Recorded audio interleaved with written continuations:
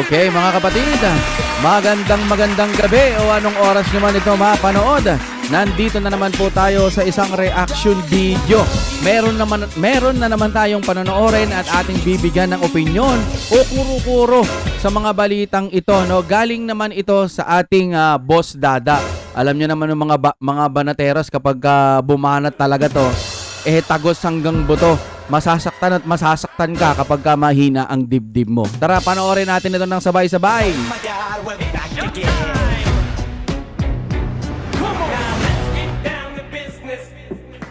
Okay, syempre kapag mabagal ang inyong internet nandiyan na po ang fiber ni Juan. Napakabilis ng internet nila at ang mura-mura pa. I-play na ho natin ito, Boss Dada. Anong meron dito? Ito na, ilabas na natin si Boss Dada. Mulya na mismo ang nagpatunay na isa kang aso, isa kang bulldog, isa kang pitbull. Dapat matakot sa'yo ang lahat. Hindi ka nakakatakot, sir. Maniwala ka, hindi ka nakakatakot. Maaring nakakatakot ka dahil sa kapangyarihan mo, dahil alam ng mga tao na mapang-abuso ka. Alam din nito ni Remulla yun. Pero ikaw, nakakatakot lang yung mukha mo. Pero harap-harapan, hindi naman kami natatakot sa'yo. Pero ang sinasabi dito ni Remulla, everyone should be afraid. Bakit? Hindi ka naman nakakatakot as a person. Ay. Everyone should be afraid of you because Grabe, meron ka ng masamang ugali, meron ka pang kapangyarihan. Ano yun? Napakasamang recipe nun pag pinagsama mo yung dalawa na yun. Pangit na ugali, demonyo, lagyan mo ng kapangyarihan, gawin mong legal. Yun ang nakakatakot. Pero ikaw as a person, hindi ka nakakatakot. Strip mo lahat ng ano mo. I-strip mo lahat ng mga meron ka ngayon. You're just a normal person. Kapag nilagyan mo yung isang leader ng gang sa Bilibid, nilagyan mo ng damit ng pulis, wala na silang pinagkaiba ni Torre. Oh. Ang pagkakaiba na lang ni General Torre doon sa mga nasa Bilibid, sila na ordinary yung suot. Si Torre, may mga bitu-bituin dito. Yun lang yung diferensya. But if you remove yung uniform, si General Torre is no different than yung mga kriminal dun sa Bilibid. Okay, base ho sa aking opinion sa mga sinabi ni Sir Boss Dada. Halimbawa, ang isang tao, kahit bihisan mo ng bihisan niyan, bigyan mo pa ng kapangyarihan niyan, yung kanyang buong katauhan niya ay yun at yun pa rin. Tinutukoy ni Boss Dada rito yung pagiging masama ni General Torre. Ayan po ang sinasabi niya dito. So, kahit takpan mo, kahit lagyan mo ng mga borloloy sa katawan, mga star, ganyan. Base sa ating narinig, eto ka pa rin.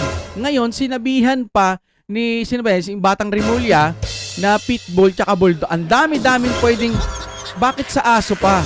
Kasi kapag sinabing aso yan, sunod-sunuran o kaya ugaling aso kasi yan eh.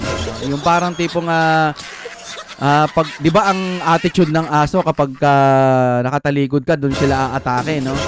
Kapag humarap siya, hihinto sila. Yan. Parang ganon. Aso. Sa aso niya inano, pero sa pitbull at saka sa bulldog.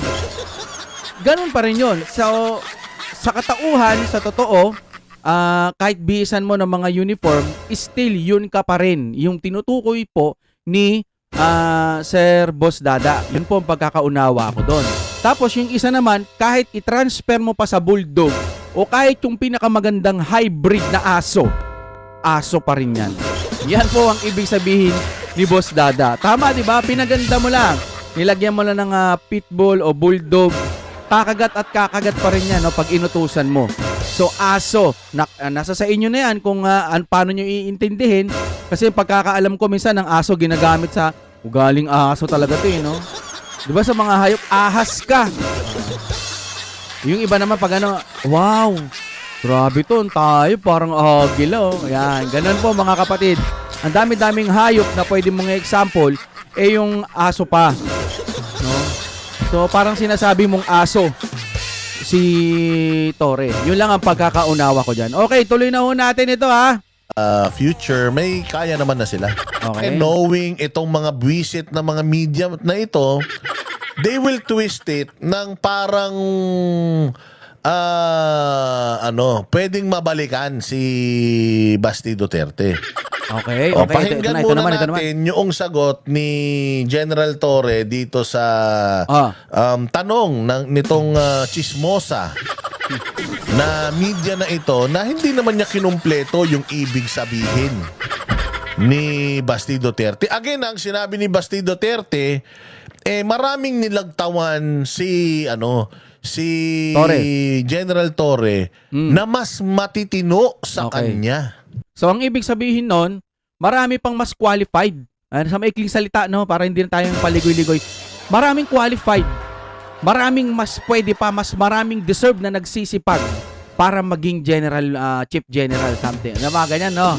Bakit daw si Torre? Yan. Sige, tuloy natin, ha?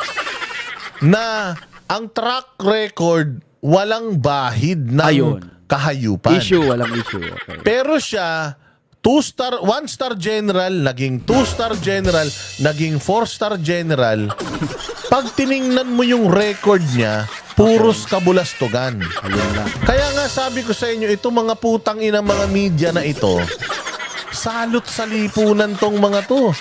Kung may rason, ba't nag-aaway-away yung mga nasa gobyerno? Dahil dito sa pagmi-misquote netong mga hayop na ito naman mga sagot na ito, hindi naman hinahanapan ng facts itong mga punyetang reporter na ito. Tapos pag nagkamali sila, sasabihin, baka nagkamali lang yung source, humingi po kami ng paumanhin. Tapos, pero pag vlogger, fake news. Fake news. Take note, sa mga Duterte lang. Pero yung mga taga-kabila, pag nagpi-fake news, dead man. Diba? Pasalamat na lang dito sa ating channel, yung mga subscriber natin at yung mga nanonood pa lang sa atin na maka Duterte, nauunawaan po nila, malawak ang inyong pag-iisip. Palike po ng ating video at pa-comment na rin kung ano masasabi niyo. Di ba? Chismosa lang ang dating. Chismosa. Sinabi niya na, may mga nilagtawan daw kayo. Kami rin naman sinasabi namin na hindi lang naman si General Torre yung may mga nilaktawan. Okay. Si General Bato may nilagtawan din naman. Okay. Pero si General Bato walang kaso. Malinis ang kanyang track record. Same goes with yung mga nilagtawan neto ni General Torre. Okay, ito pa, saglit lang po Sir Boss Dada at sa mga nanonood natin. Pa-comment lang po, napaka-importante. Di ba sabi si Senator Bato nakulong din daw? So ano pong issue dun? Kasi mamaya i-counterin tayo ng mga taga-kabila. Walang kaso si Bato. O ito may kakaharapin siya sa ICC. Bukod pa dun, dati galing ata siya ng kulungan. Correct me if I'm wrong ha. Pasuyo lang po. Pa-comment lang po. Ano po ba ang issue doon nung nakulong po si Senator Bato? At nung lumaya siya tapos naging chief PNP, no? Baka kasi sabihin nila, sinungaling si Boss Dada, baka fake news. Walang issue si Senator Bato, meron din.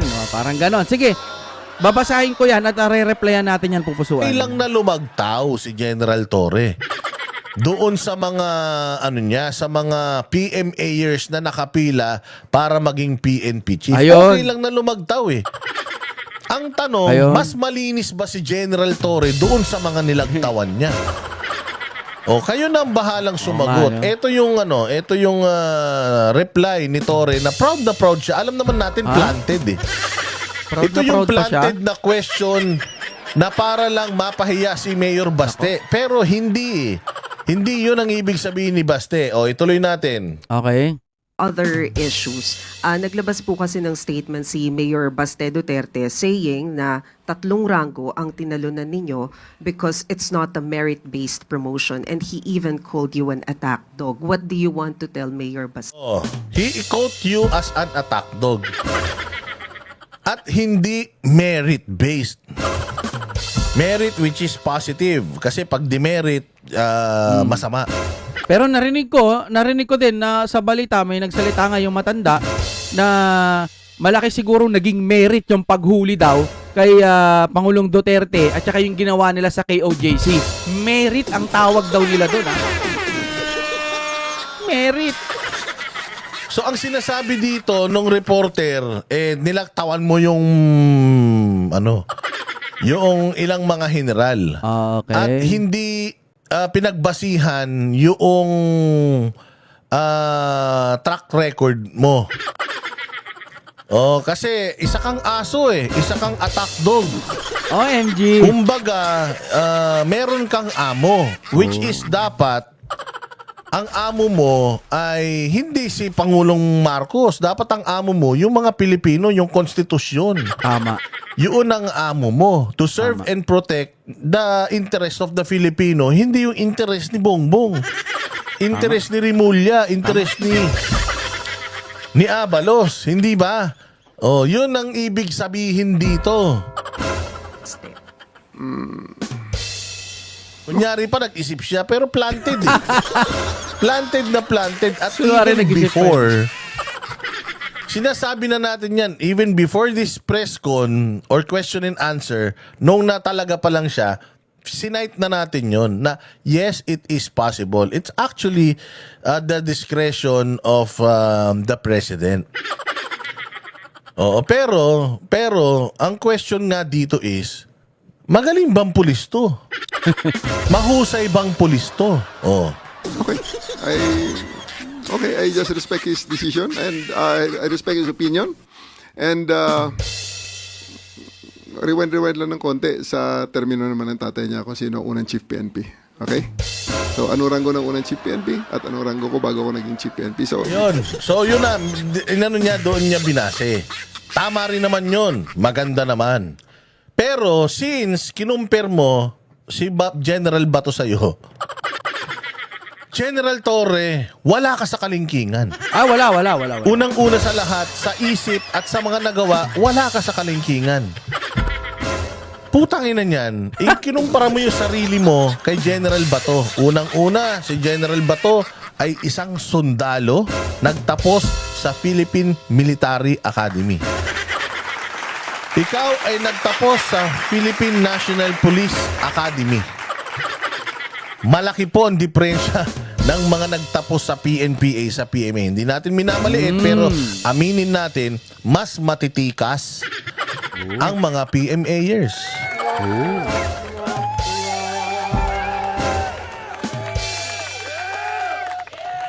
Si General Bato, noong siya ay nagtapos at noong siya ay na-deploy, hindi yan na-deploy dito sa Metro Manila. He was deployed sa Visayas, Mindanao. Kung saan nagkalat ang mga komunista, Ayan. terorista, at talagang Correct. napakahirap pagka diyan ka napunta. Kasi ang mga kapulisan o ano man sa bandang Luzon o kaya pag nasa Metro Manila ka lang, sa totoo lang mahirap din naman pero hindi ganun kahirap pagka ang na-assign ka sa mga kumakalaban sa gobyerno o yung mga komunista. Sabihin na natin mga NPA, mga ganyan. Mas mahirap 'yon.